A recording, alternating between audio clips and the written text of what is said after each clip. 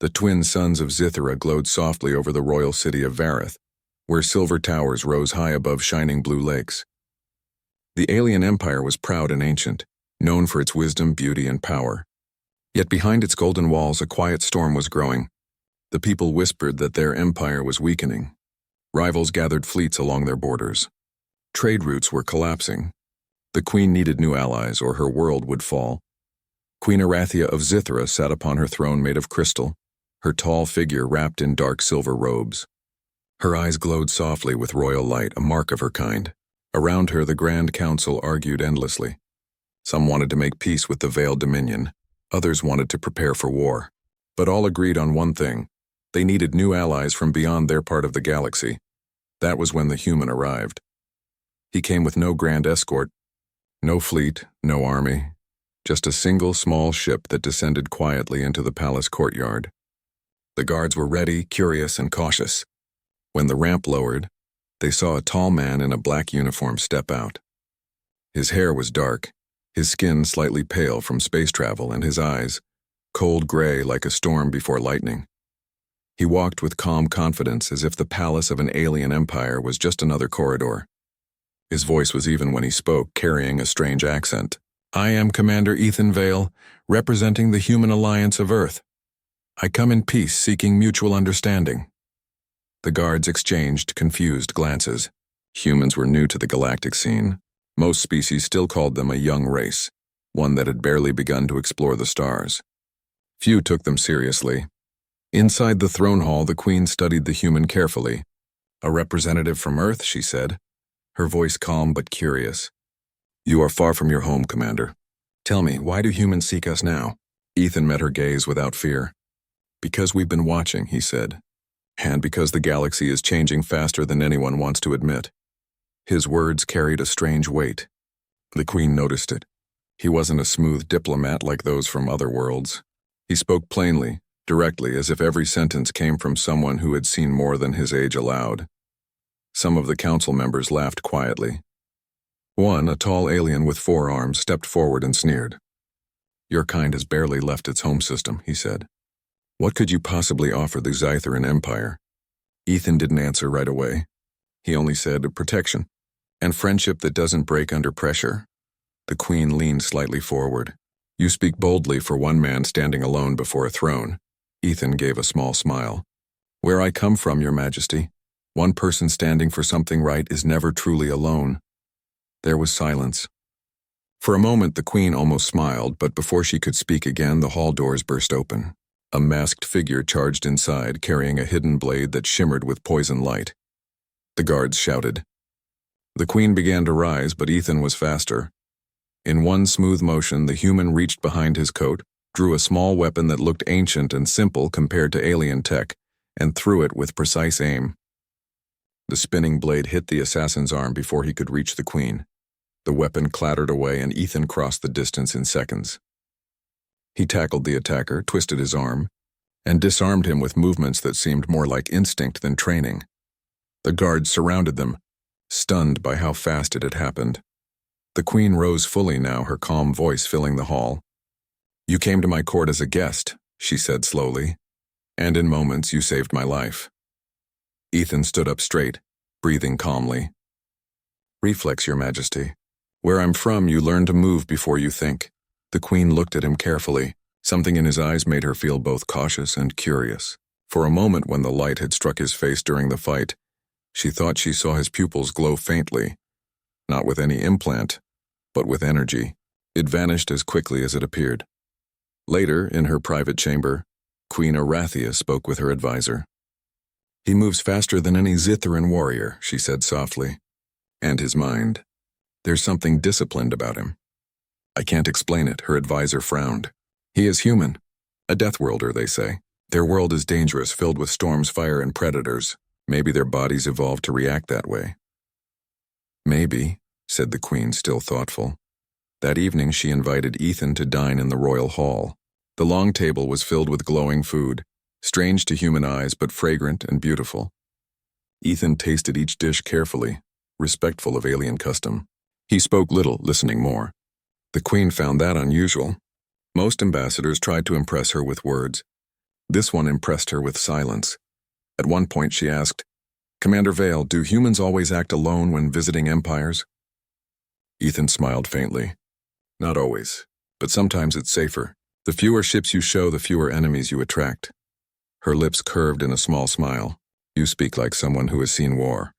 He looked down for a moment before replying quietly, "I have, Your Majesty. Too much of it." There was a pause between them, filled with the soft hum of the palace lights. That night, rumors spread quickly across the capital. The alien courtiers whispered that the queen was impressed by the human. Some said he saved her life to earn favor. Others claimed he was a secret warrior from a hidden fleet.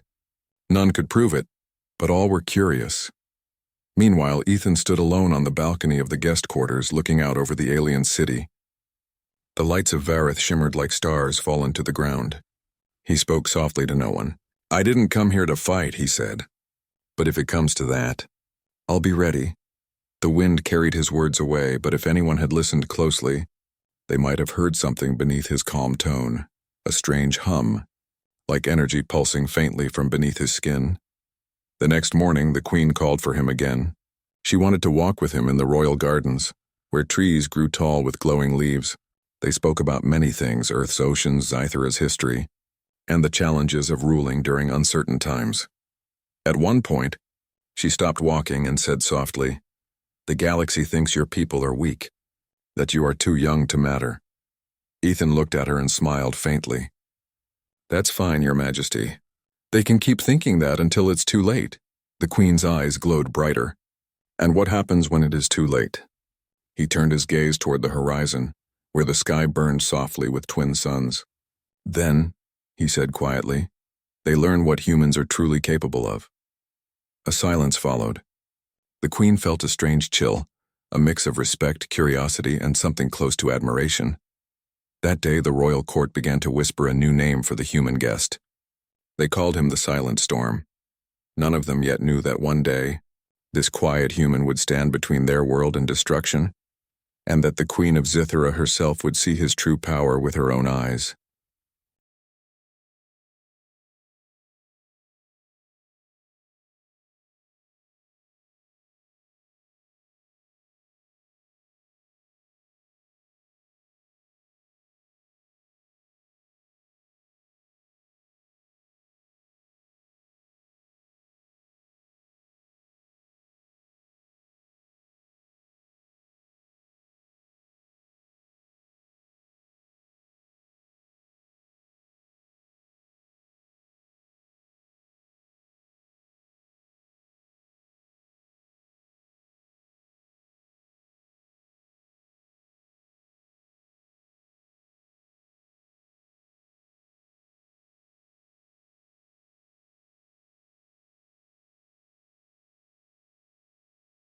The days passed quietly after the assassination attempt, yet the event had changed something deep within the palace walls of Zythera.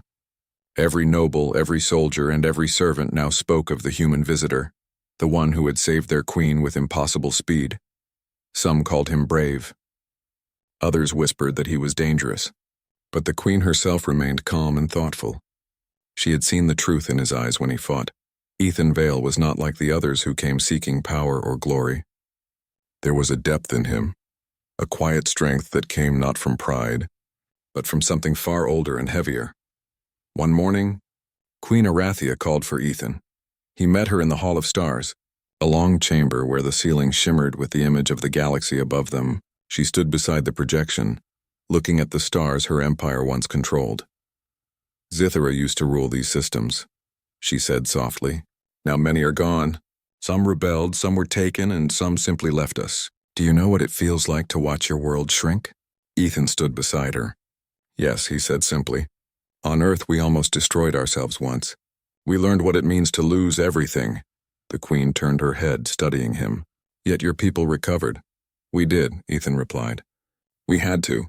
When humans fall, we don't stay down for long." There was silence for a moment, broken only by the soft hum of the star map. Then she said, "Tell me about your world." And so he did. He spoke of Earth, the blue oceans, the wild storms, the mountains that touched the sky.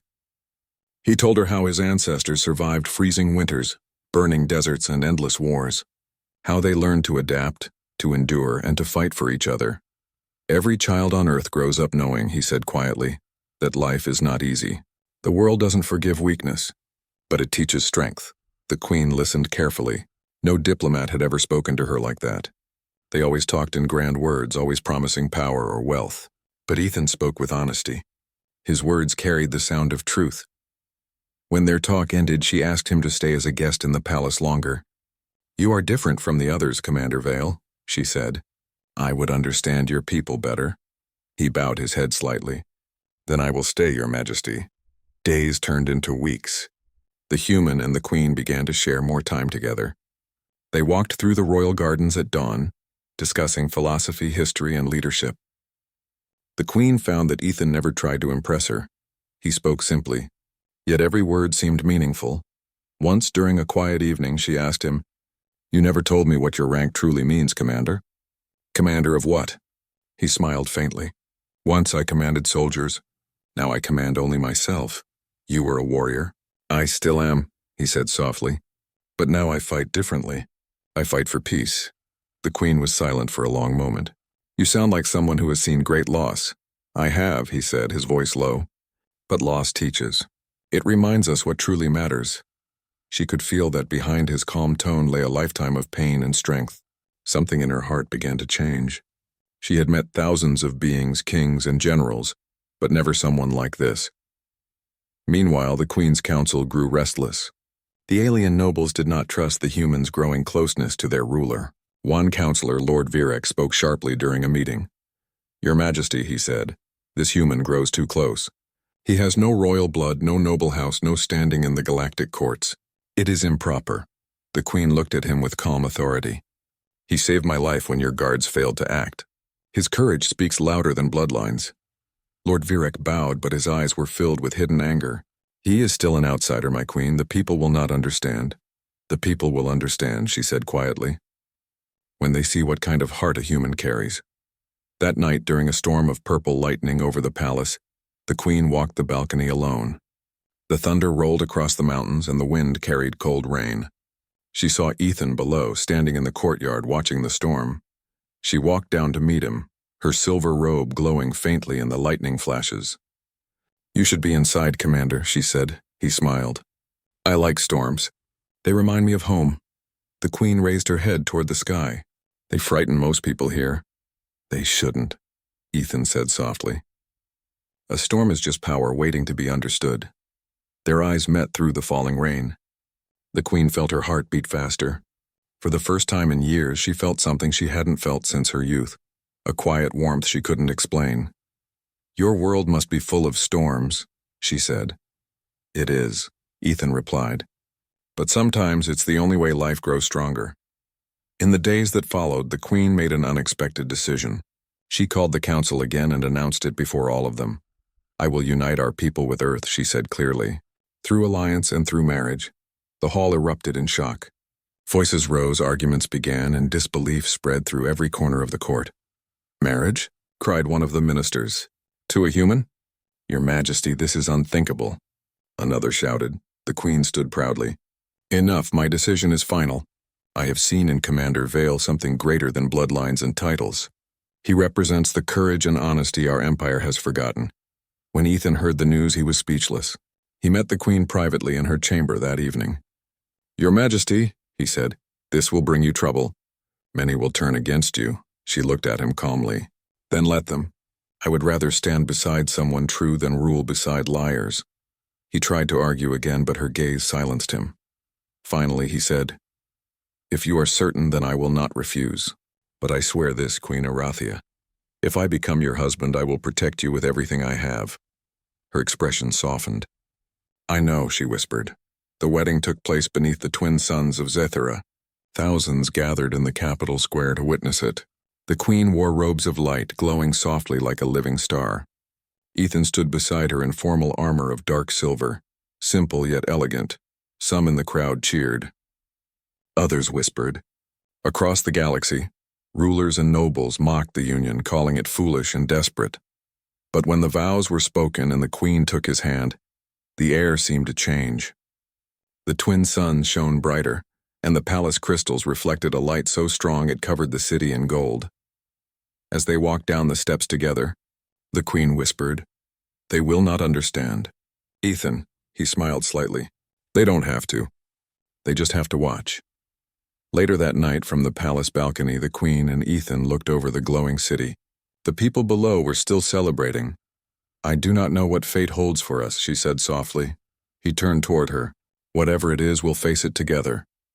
In the distance, deep among the stars, dark fleets were already gathering, enemy ships preparing for invasion. The Veiled Dominion had seen the news of this strange marriage and laughed. To them, it was weakness. They would soon discover how wrong they were, and the Queen, though she did not yet know it, would soon see her human husband reveal the power that would shake the galaxy itself.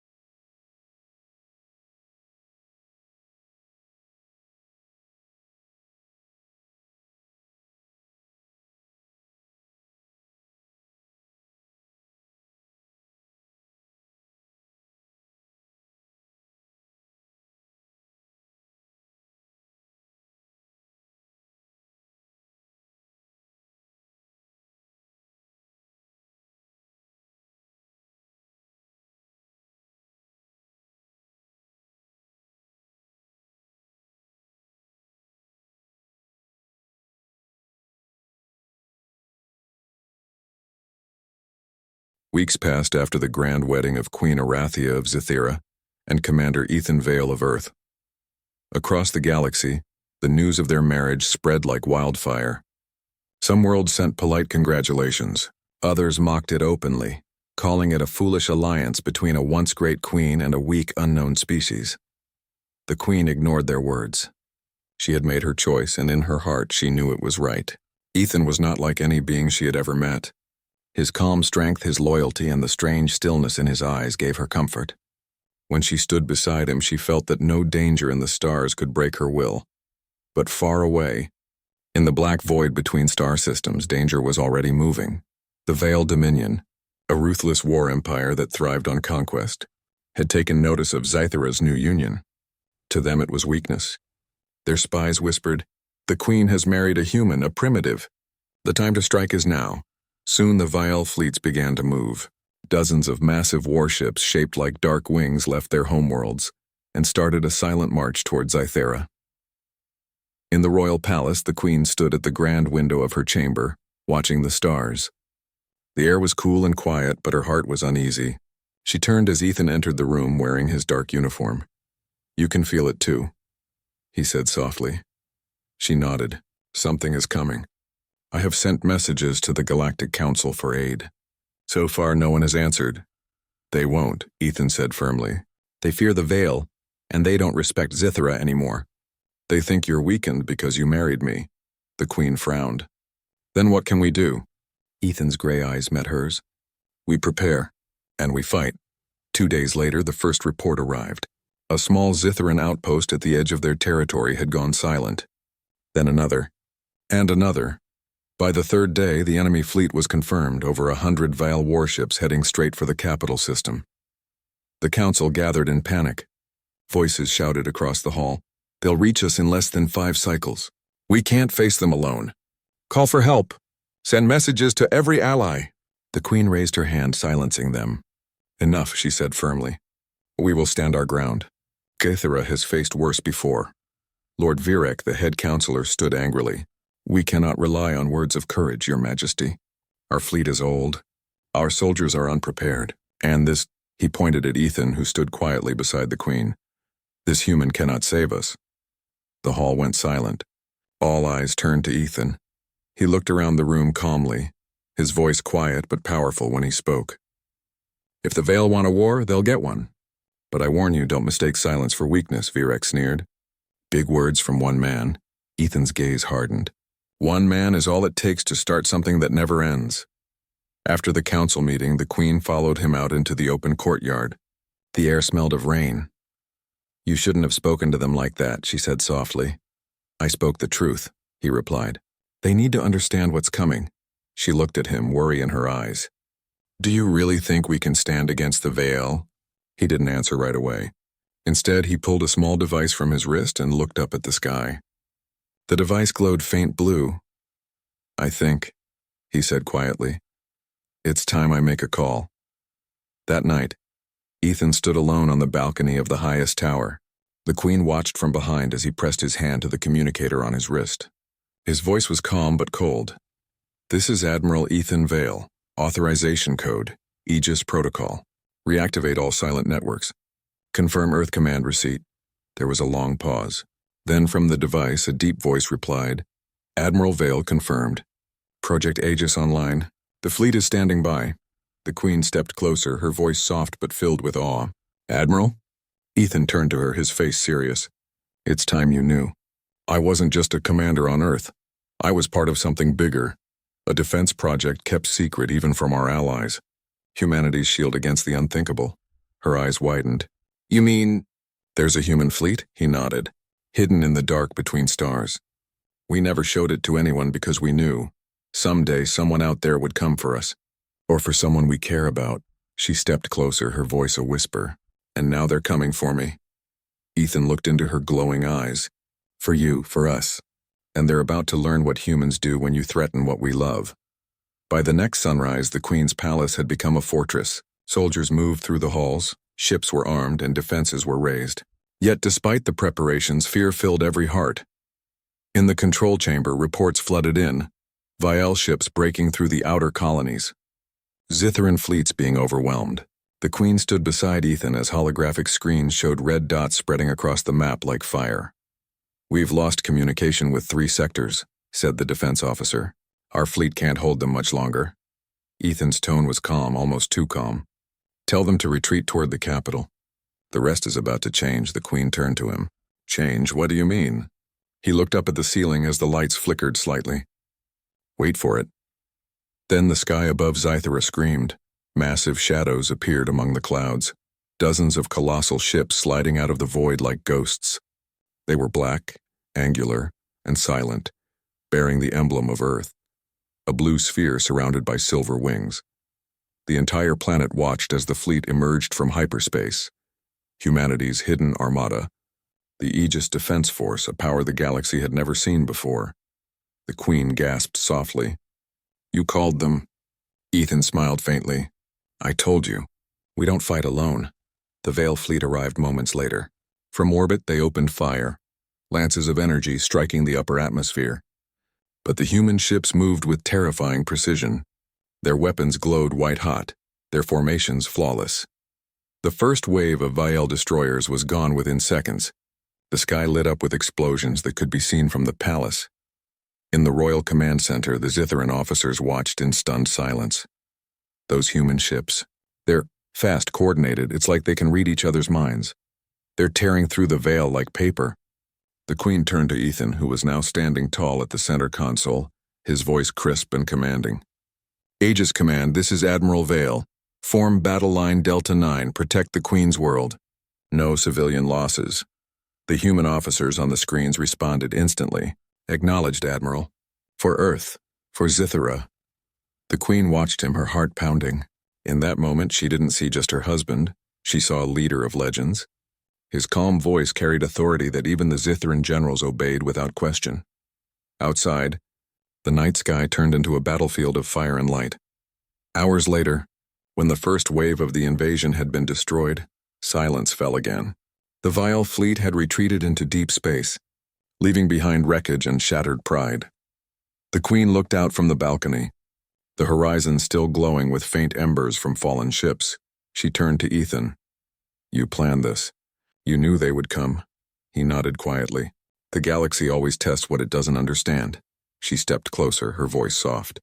And they still don't understand humanity. He looked up at the stars where the human fleet waited like watchful giants. They will soon, he said. But this was only the beginning.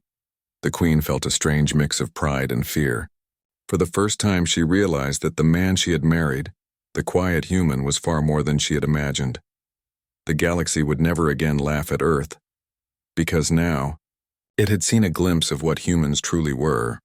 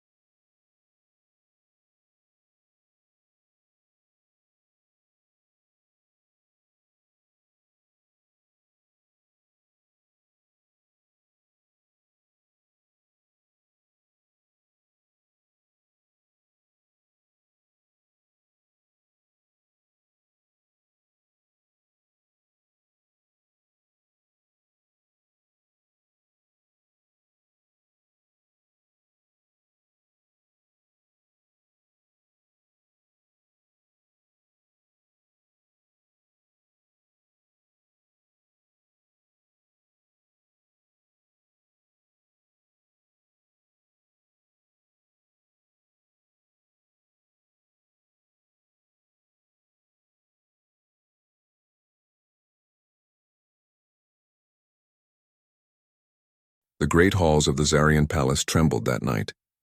The sound of distant thunder rolled over the silver skies, and flashes of blue lightning painted the horizon. Every guard in the royal corridor stood alert, gripping their energy spears tight. Whispers traveled from one end of the hall to the other. The storm was not natural. Queen Seraphis stood by the tall balcony, her golden eyes staring out at the raging storm. Her mind was restless. For weeks her empire had been attacked by mysterious fleets that appeared and vanished without warning. No ship in her armada could track them. No scientist could understand the strange energy signatures. And yet deep down she had a feeling. A feeling that her husband, the human named Kale, knew something. Kale stood behind her in silence, wearing the same calm expression he always did. His short brown hair was damp from the mist, and his eyes, those strange human eyes, looked thoughtful, almost too peaceful. "You've been quiet, Kyle," Seraphis said softly, not turning to face him. "Our worlds are burning and you haven't said a word about it. You know something, don't you?" Kale took a slow breath before answering. "Yes, I do. But you won't believe me yet." The Queen turned sharply. "Yet? My fleets are being destroyed by ghosts, Kale. I have lost thousands of lives. I cannot afford to wait for secrets." He looked at her for a long moment, his expression unreadable. Then he said, "You're right. It's time you knew what's coming." Before Seraphis could speak, a blinding flash lit up the entire horizon. The sky tore open, not by lightning this time, but by something much larger. An enormous dark shape emerged from the storm clouds. A vessel, no, a monster of metal and energy, descending slowly from orbit. The palace alarms began to scream. "Unknown warship entering atmosphere," shouted a voice through the comms. "Energy readings off the charts. This can't be Zarian or any known empire." Seraphis felt a chill crawl down her spine. The ship was black, silent, and shaped like a blade. It hovered in the air with impossible balance, defying gravity itself. "What is that?" she whispered. Kyle looked up at the ship. His calm expression turned cold, not in fear but in focus. "That's what I was afraid of," he said quietly. "They've come." "Who?" Seraphis demanded. "Who has come?" Kyle's eyes glowed faintly blue. "Not aliens. Not invaders, humans." Seraphis froze. "Humans?" He nodded. "A fleet from my world. The kind you were never meant to meet." The Queen took a step back. "You mean, your people are behind this? You knew they were coming?" "I warned them not to," Kale said, his voice tight with regret. But humanity does not forgive easily, Seraphis. They've seen what your empire did to the border colonies, the mining worlds where you took our people as laborers. Her heart sank. The truth she tried to forget now stood before her like judgment. Years ago, her empire had found a few scattered human colonies beyond the rim. They were small, primitive compared to Zarian technology. The empire had enslaved them, seeing no reason to fear such a weak species. But that was before she met Kyle, before she realized what humans truly were. Kyle, she said quietly, you told me your people were scattered and weak. You said they were gone. Kyle's voice was low. No, Seraphis. I said they were hiding. We were never gone, only silent. Lightning flashed again and suddenly the storm shifted. The enormous black ship released smaller vessels that spread out across the sky. They moved like predators, sharp, efficient, and deadly. One by one, Zarian defense towers fired upward, filling the sky with beams of light. But the human ships moved faster than anything Seraphis had ever seen. The first tower exploded. Then the second. Kyle stepped forward, watching quietly. His hand rose slightly, and strange symbols glowed faintly along his wrist. Not alien, not Zarian, but human technology, deeply integrated into his skin. Seraphis saw it and gasped. You're controlling them? No, he said. I'm stopping them. Before her eyes, the human ships froze mid-flight. The engines dimmed. The weapons shut down. It was as if the entire fleet had been locked by some invisible command. Kale stood still, eyes glowing brighter now. His voice carried a deep resonance. This is your Queen's world, he said into the open comms. Stand down. There was silence for a moment. Then a human voice replied over the comms, hard and sharp. Commander Kale Ardent, you broke contact with Earth Command years ago. You were declared missing in action. And now we find you here, living among the enemy. Seraphis looked at him in shock. Commander? Kale didn't answer her. He spoke into the air again. The Zarians are not our enemy anymore. I have seen their people, lived among them. They are not what you think, the voice laughed coldly. You betrayed your world for them? For her? Kale's jaw tightened. I didn't betray anyone. I'm trying to prevent a war neither side can survive. The voice grew angrier. You know the orders, Commander. If you stand in our way, you'll be treated as one of them. And with that, the transmission ended. The fleet moved again. The sky turned white as hundreds of missiles launched at once. Kale turned to Seraphis. Get to the underground vaults. Take your guards and civilians. What about you? She asked. I'll buy you time. Before she could stop him, Kyle stepped to the edge of the balcony.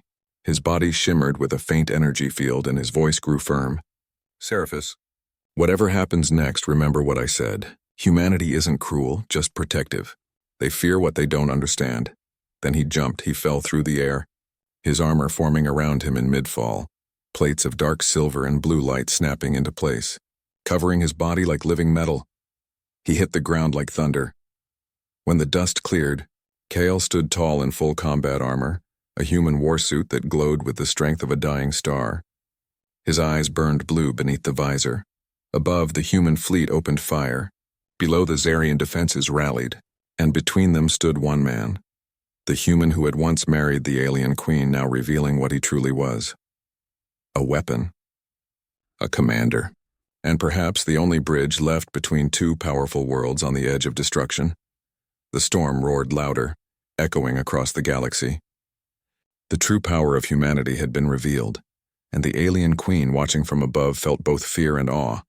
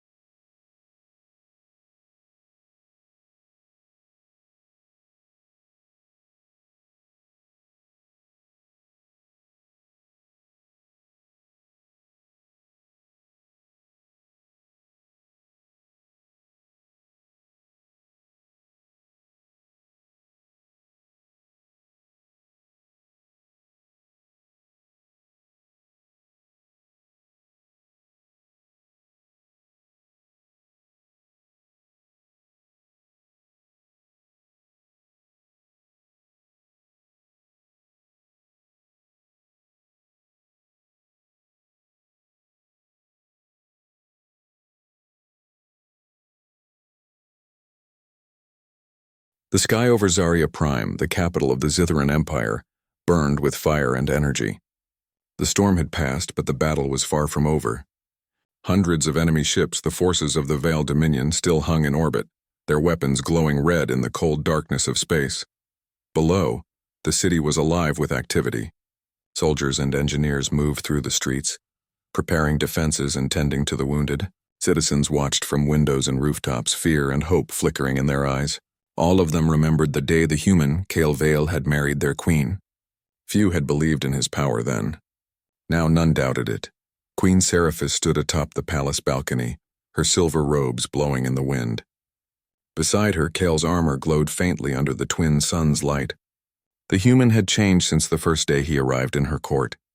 He was no longer simply her husband or protector.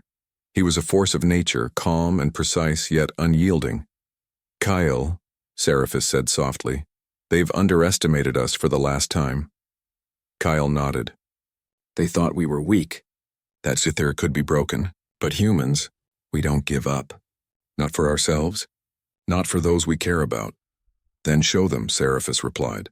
Her voice was steady, but her heart beat faster than it had in years. She had fought wars before, but nothing prepared her for this moment, standing beside a being who could command the fate of stars. The Veil fleet had regrouped above the capital. Hundreds of their ships had survived the first wave of attacks, and they were determined to strike at the heart of Zithira. Their largest vessel, the Dread Serpent, loomed above the city like a black mountain, its energy cannons charged and ready. Kale activated a small device on his wrist. Symbols of glowing blue light spread across his armor, reflecting the pulse of human technology he had spent years mastering. "Aegis Fleet, engage!" he commanded. In an instant, the hidden human ships appeared from the shadows of space, moving faster than anyone could track. They formed perfect formations around the Veil ships, striking with precision and coordination. Explosions blossomed across the battlefield, and the enemy fleet reeled under the sudden, overwhelming assault. Seraphis watched in awe as Kale stood at the forefront of the battle. Energy surged around him like a living aura, his human armor amplifying both his strength and control over the fleet. It was as if the entire human armada moved in sync with his thoughts. This is impossible," she whispered. "No one can do this alone." Kale glanced at her. "Alone? I'm never alone. Not while you stand with me." On the ground, the Zithran soldiers fought with renewed courage. Seeing Kale in his full power, their confidence soared. No longer were they merely defending a city. They were defending their queen and their future. Energy beams and plasma cannons flared across the battlefield, and for every fallen Veil soldier, 2 more enemies faltered under Kale's strategy and the human fleet's precision strikes. The Veil Dominion realized too late that they had underestimated both humans and Zithirans. Their largest vessels were cut down one by one. Fighter squadrons were annihilated before they could reach the city. The Dread Serpent, the pride of their fleet, faltered under concentrated strikes from the human ships, its hull glowing red-hot from energy overload.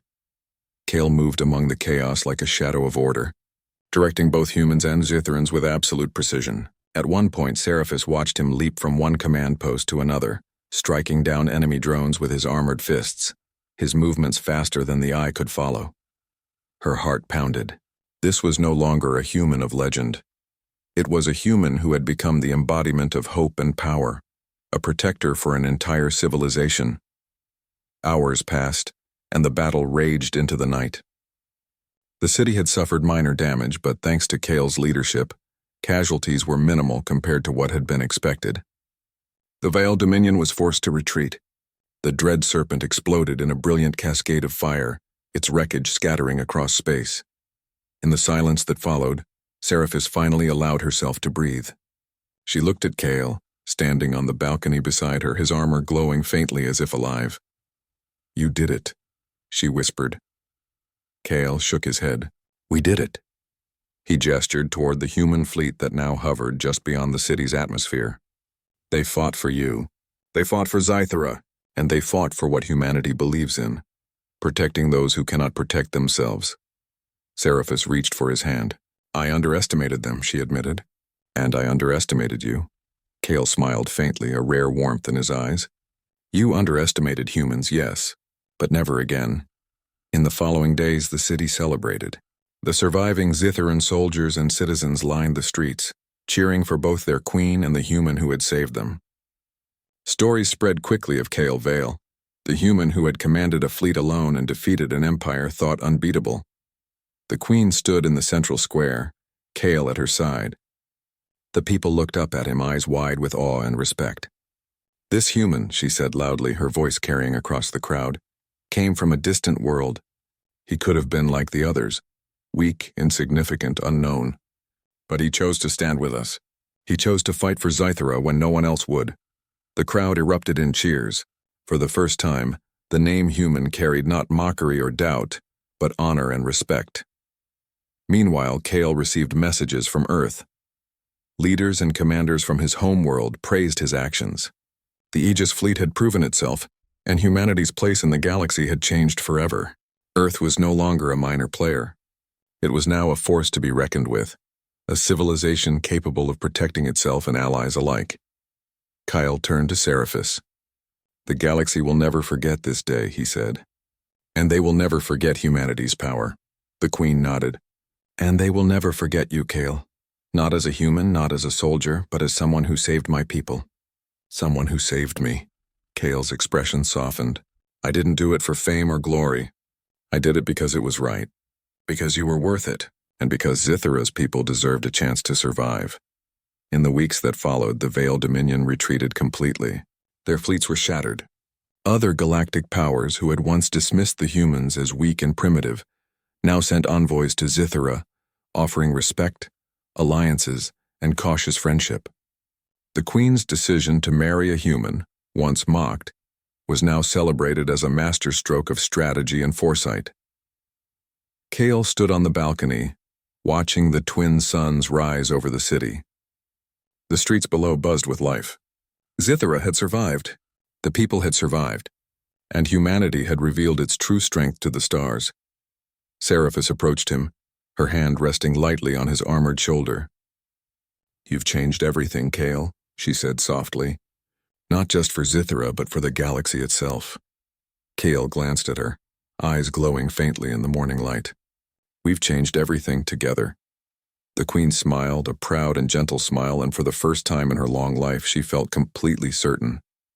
She had not just married a human, she had married a force of the galaxy itself, someone who could shape the fate of worlds with courage, wisdom, and honor. And as the two stood together, looking over the city and the fleets of both humans and Zytherans, the galaxy whispered a new legend: never underestimate a human.